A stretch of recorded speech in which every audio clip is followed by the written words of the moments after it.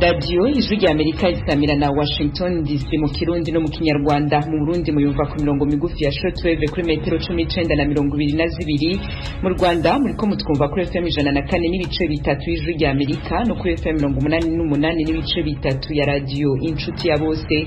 Ikaze makuru kuri no mugoroba mugiye gushikirizwa na Joy Diane nini nahazwe. Ingingo nkuru rero ziyagize Banki ya Afrika ijejwe iterambere, Banki Africaine de Développement yemeye gufasha Uburundi mu bisata bitandukanye. Yeretse waserukira iyo Banki ya Afrika ijejwe iterambere intumbero ya leta na cyane imigambi mikuru ari naho bifuza ko iyo banki yabandanya ifasha, akaba cyane ari mu guteza imbere uburimyi butunganya umwimbu. Uyu ni Moyize Nkurunziza, umuvugizi w'umushikiranganje wa mbere mu Burundi, adondagura bimwe mu vyo Uburundi bwifuza ko iyo banki yoshimikirako mu kubufasha. Bamwe mu bagize inama nshingamateka y'umuryango w'ubumwe bwa Buraya bariyamiriza ifatwa n'ifungwa rya Paul Rusesabagina, bavuga ko ridakurikije amategeko. Aha muri Leta Zunze Ubumwe za Amerika, urubanza rw'uwahoze ari perezida wa Amerika Donald Trump rwatanguye kuburanishwa mu mizi. Aya makuru yose duce ku masonga turayarambura mu kanyisase mu bihagufi y'amaradiyo yanyu.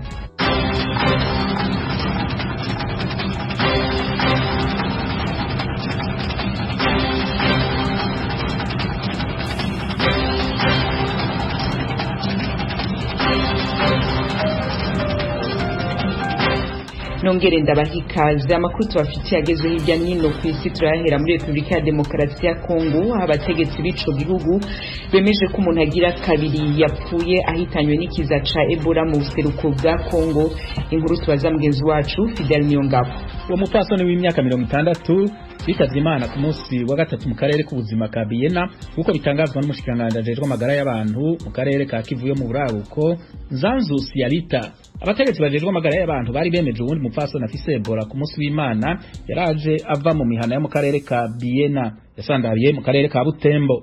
Lonzo Mabanga aserukira buramatari w'intara ya Kivu yo mu buraruko mu karere ka Biena yatangaje ko kuba abo bapfasoni babiri basanganywe Ebola byatumye abantu batekerwa n'ubwoba bwinshi cyane. Umushikiranganje ajejwe amagara y'abantu muri Kivu yo mu buraruko yatangaje ko abantu baba mu karere ka Biena bakoze ku kiziga cy'umupfasoni agira kabiri yahitanywe na Ebola imbere yuko gishingurwa. Ivyo bikaba byongereza ubwoba ko ico kiza gishobora kuba carakwiragiye mu karere. Mu gihe inkomoko yo kwandura ico kiza kuri abo bapfasoni babiri itaramenyekana, umupfasoni wa mbere yapfuye yari umutambukanyi w'umugabo yarokotse kuri ico kiza uko vyatangajwe na leta ku munsi w'Imana. Fidel Nyongabo urakenuye. Ku mugabane wa Aziya naho Ubuhindi bwihanangirije ibigo vy'imbuga ngurukana bumenyi busaba ko vyokurikiza ico vyita amategeko y'ico gihugu, bitagenze uko naho bigahura n'ibindi bibazo. Ico gihugu gikomeje gusaba urubuga Twitter guhagarika imbuga z'abantu baharugwa mu majana. Geoffrey Mutagoma harakomeza nino nkuru. Minisitiri w'itangazamakuru n'ikoranabuhanga mu Buhinde Ravi Shankar Prasad yabwiye inteko ishinga amategeko y'Ubuhinde kuri uyu wa kane ko imbuga nkoranyambaga nizikoreshwa nabi zikwiza ibihuha, leta y'icyo gihugu izagira icyo ikora. Yavuze ko Twitter, Facebook, WhatsApp, YouTube na LinkedIn bifite ubwisanzure bwo gukora ubucuruzi mu Buhinde, ariko ko bigomba kubahiriza itegeko nshinga ry'icyo gihugu.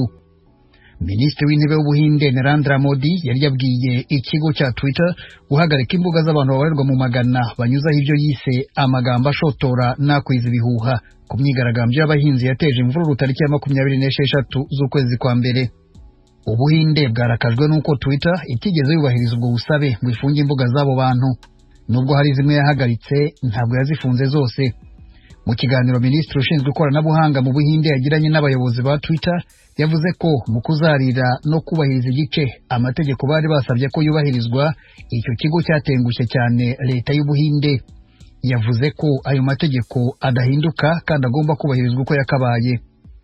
Ikigo Twitter cyo cyari cyavuze ko mu rwego rwo kubahiriza amahame y'ubwisanzure mu kutaniganwa ijambo, kitigeze gikora ku mbuga z'ibigo by'amakuru, abanyamakuru bwabo, impirimbanyi z'uburenganzira bwa muntu n'abanyapolitike.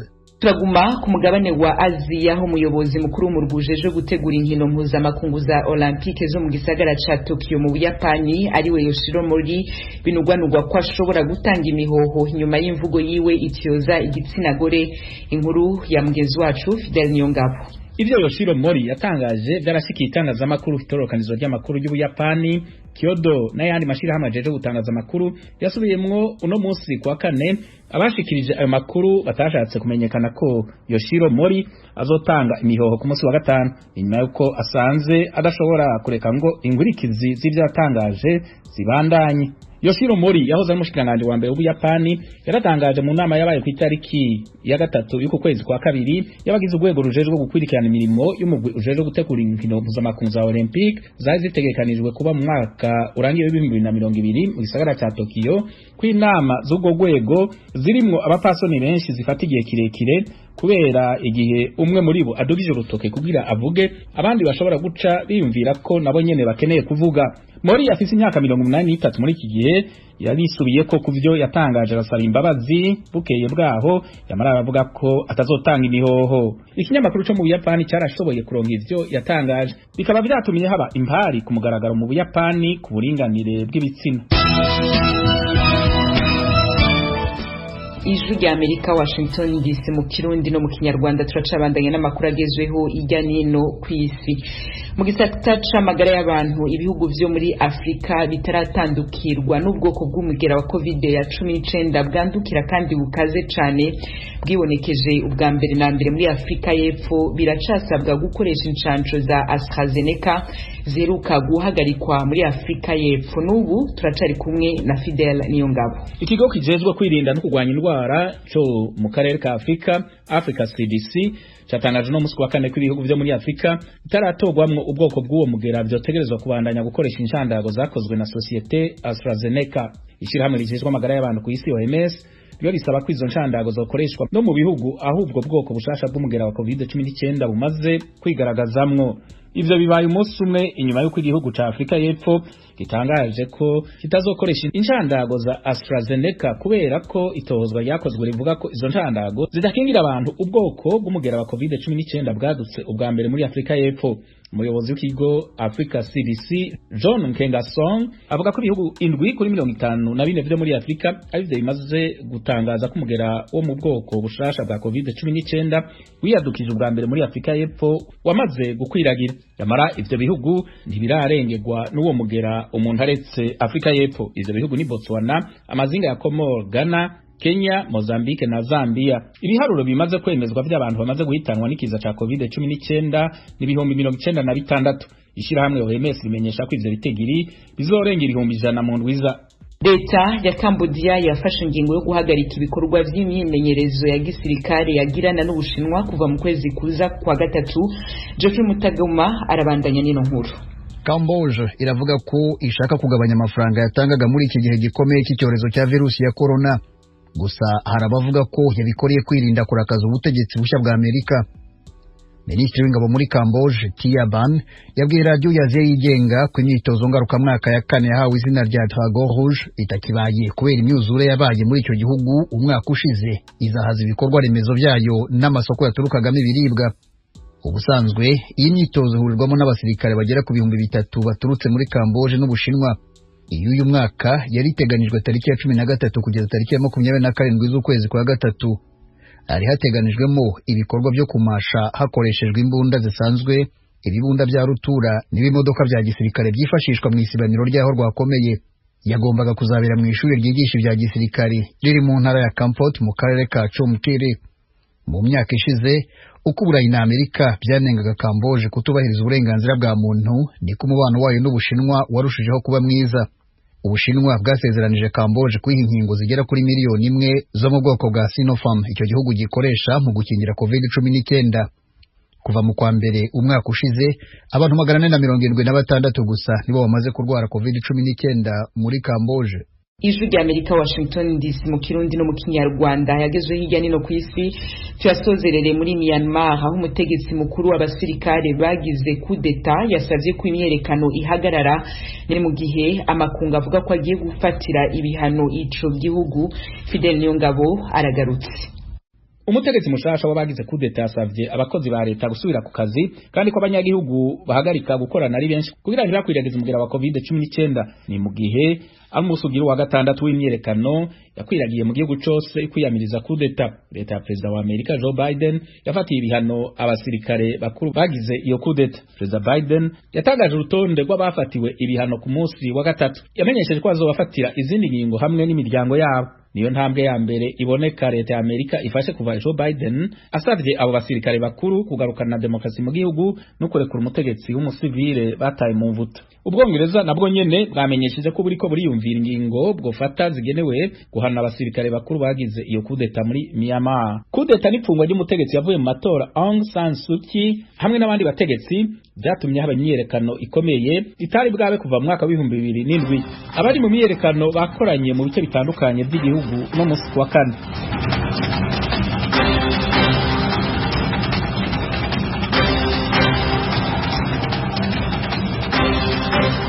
Barakoze bagenzi bacu kuri amakuru yose agezwe hirya nino ku isi baduteguriye bakaba bahejeje kudushikiriza. Ijwi rya Amerika mukomeje kumva mu Kirundi n'Ikinyarwanda.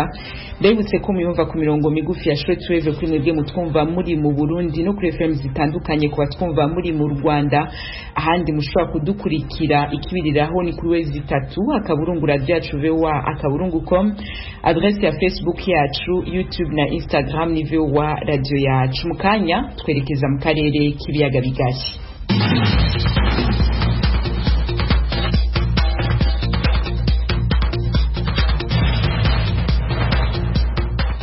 Nongere ndabahe ikaze. Banki ya Afrika ijejwe iterambere, Banque Africaine de Développement, yemeye gufasha igihugu c'u Burundi mu bisata byo kubaka amabarabara, gukwiragiza umuyaga nkuba hagati mu gihugu no guteza imbere uburimyi mu ntara z'uburaruko zirimo Ngozi, Kirundo na Muyinga. Ibindi kuri no nkuru na mugenzi wacu Pierre Claver niyo nkuru.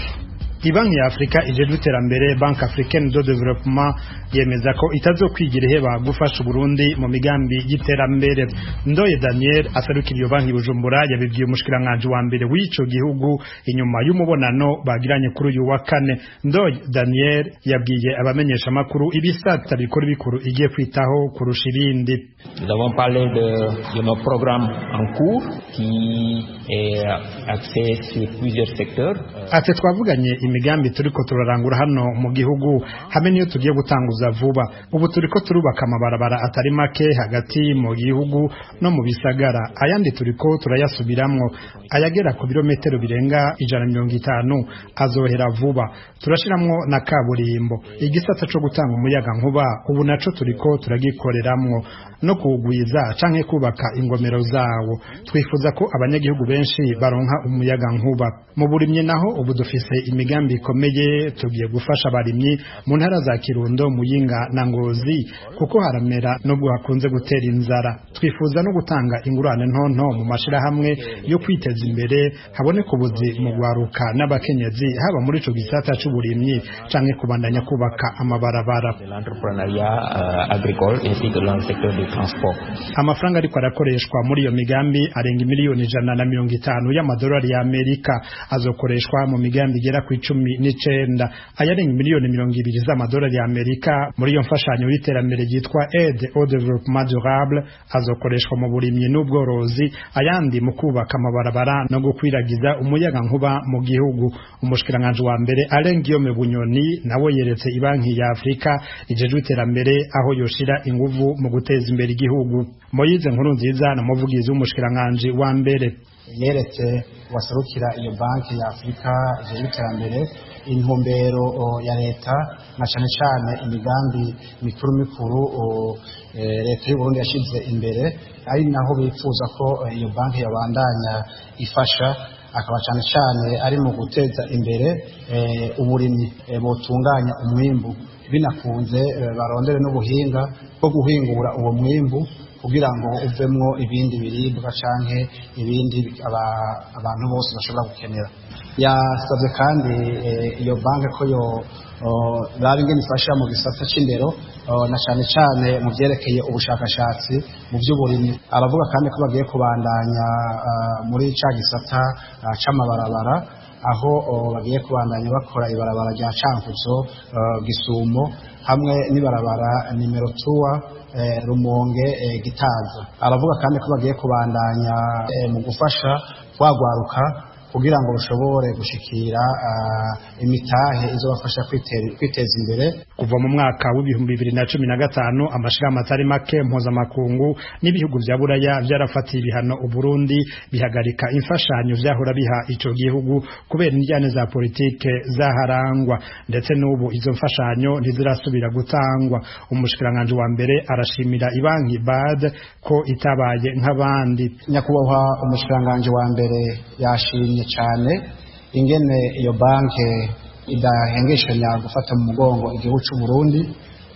Yashimye kandi ko iyo banke itahaye umugongo igihugu cy'u Burundi mu myaka iheze, aho muzi yuko ayandi mashirahamwe canke ibindi bisata mpuzamakungu vyagerageje guha umugongo Uburundi guhera mu mwaka w'2015. Ibanki ya Afrika ijejwe iterambere izokora iyo migambi mu kiringo c'imyaka 5. Igice ca mbere catanguye kuva mu mwaka w'2019.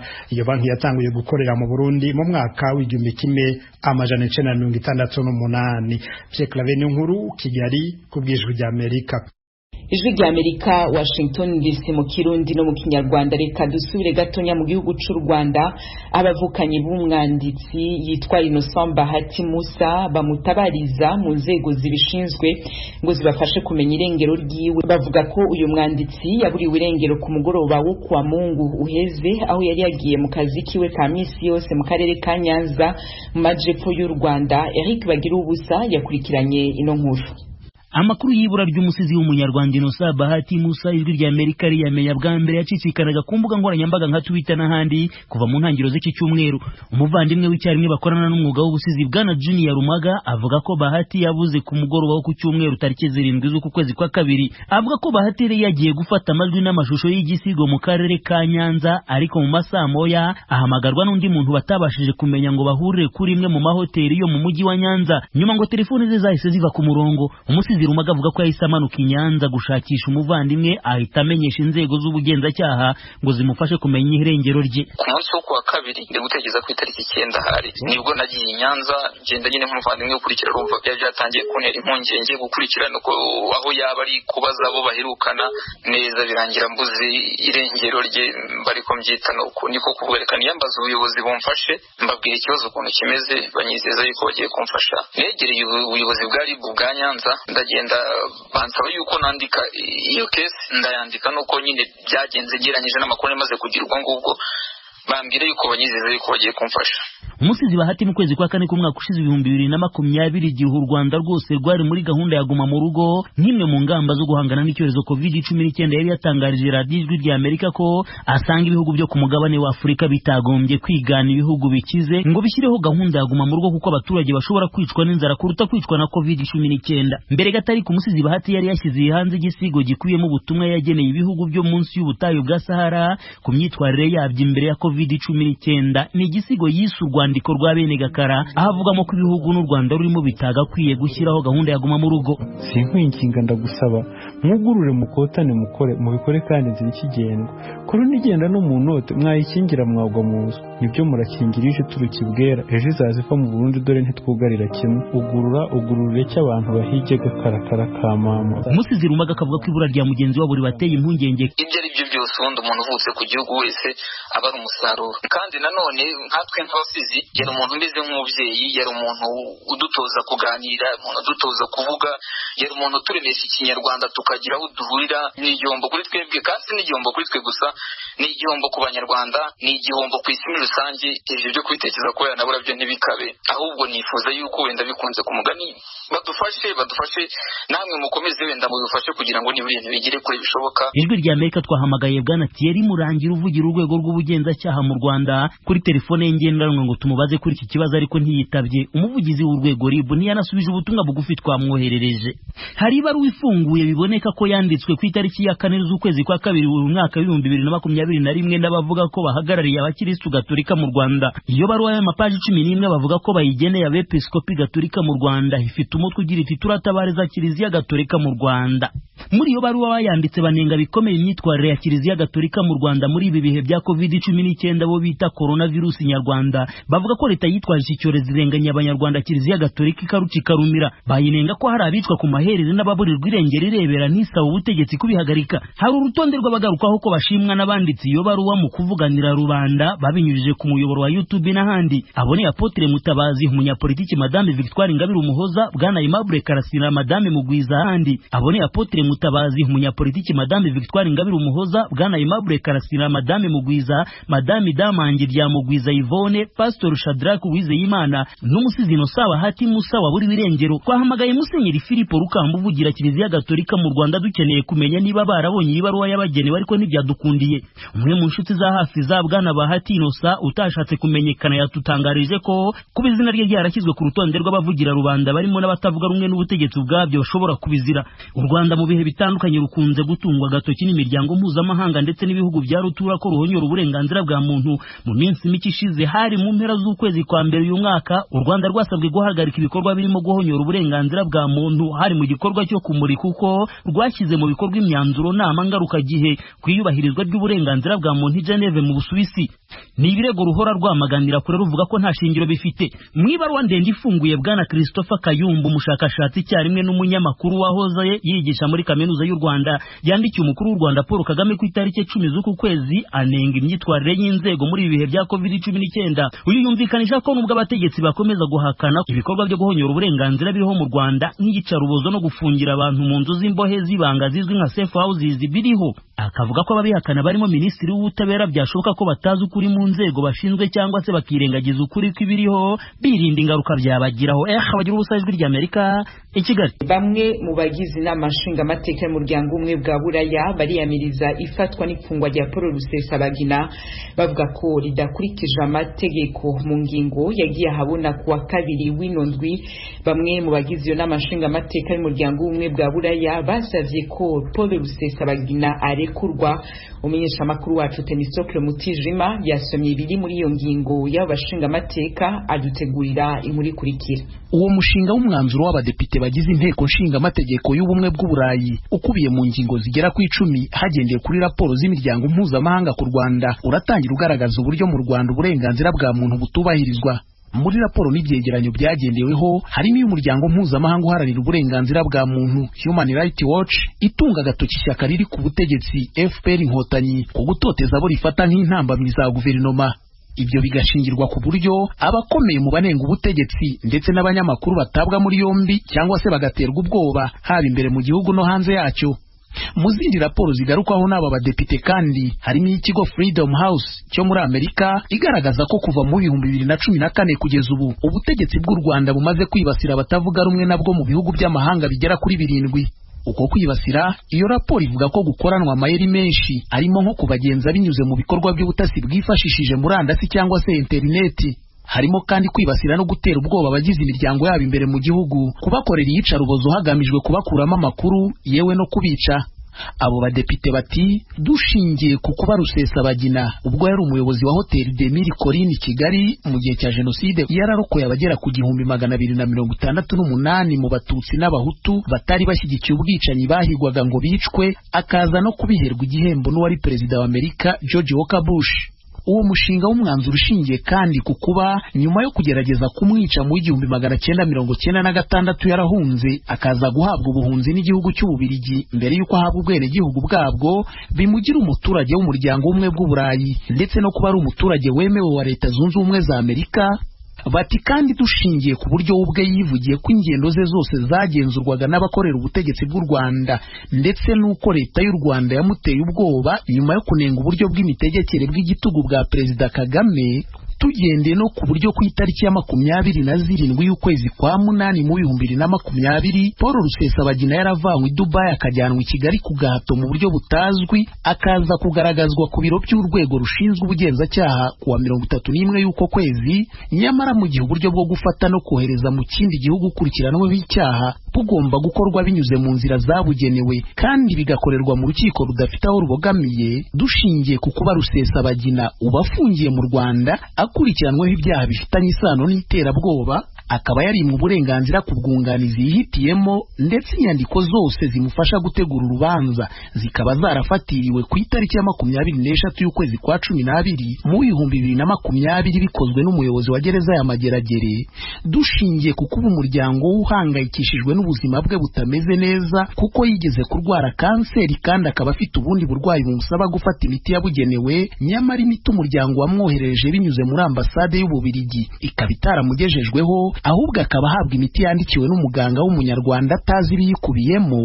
Uwo mushinga w'umwanzuro kandi ushingiye ku kuba umukobwa Rusesabagina n'izindi nshuti ze bahozwa ku nkeke n'umuntu wiyita umucungagereza w'aho afungiye ubasaba gutanga amafaranga kugira ngo amutorokeshe. Icyambere ukagira uti turamagana twivuye inyuma ishimutwa, ibazwa n'ifungwa ridakurikije amategeko bya Rusesabagina, ndetse tugasaba ko ahita arekurwa. Icya kabiri, inteko nshingamategeko y'ubumwe bw'Uburayi irahamagarira ubutegetsi bw'u Rwanda kugaragaza ubushake mu iperereza ryigenga kandi riciye mu mucyo mu kugaragaza uburyo Paul Rusesabagina yafashwemo n'uko yagejejwe i Kigali. Icya gatatu, inteko kandi irahamagarira abategetsi b'u Rwanda guha Rusesabagina uburenganzira bwo kuburanira mu ruhame, iburanisha rigakorerwa mu rukiko rubifitiye ububasha rwigenga, rutabogamye kandi rwubahiriza amahame mpuzamahanga y'uburenganzira bwa muntu.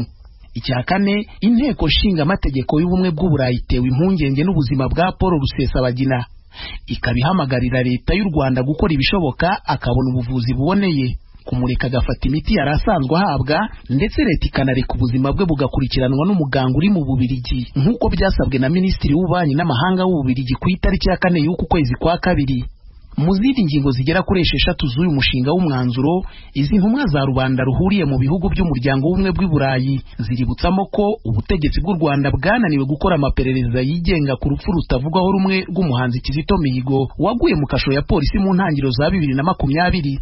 Zigasaba ubutegetsi bw'u Rwanda gukora amaperereza atabogamye ku birego byerekeye impfu z'abakekwaho ibyaha bicwa batagejejwe mu butabera, izibera muri za kasho, ndetse n'ishimutwa ababikurikiranweho bakagezwa mu butabera. Zikanasaba leta y'u Rwanda kwemeza amasezerano mpuzamahanga yo kurwanya ishimutwa ry'abantu, cyo kimwe n'amasezerano ya Roma kugira ngo rube umunyamuryango w'urukiko mpuzamahanga mpanabyaha, cyo kimwe no kwemerera akanama Karoni gashinzwe